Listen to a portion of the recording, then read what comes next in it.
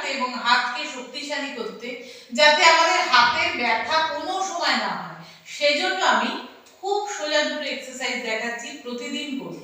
এক্ষেত্রে আমরা একটা দেয়ালের সাপোর্ট নেব, সোজা হয়ে দাঁড়াচ্ছি, মেরুদণ্ড সোজা, শ্বাস নিতে নিতে ধীরে ধীরে হাতকে তুলব, তুলে আমি দেয়ালে ঠেকাচ্ছি, শ্বাস ছাড়তে ছাড়তে ধীরে ধীরে আমি হাতকে নামিয়ে দিচ্ছি,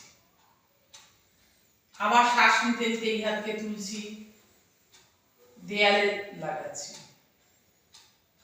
শ্বাস ছাড়তে ছাড়তে ধীরে ধীরে নিচে নামিয়ে দিচ্ছি। এবার আমি শ্বাস নিতে নিতে দুটো হাতকেই উপরে তুলছি,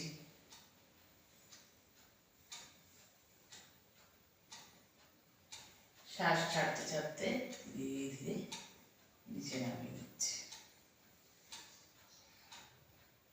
শ্বাস নিতে নিতে দু সাইডে হাতকে তুলবো, কিছুক্ষণ স্টে করলাম, পুরো হাতকে উঁচু করে দেয়ালে ঠেকিয়ে দিলাম,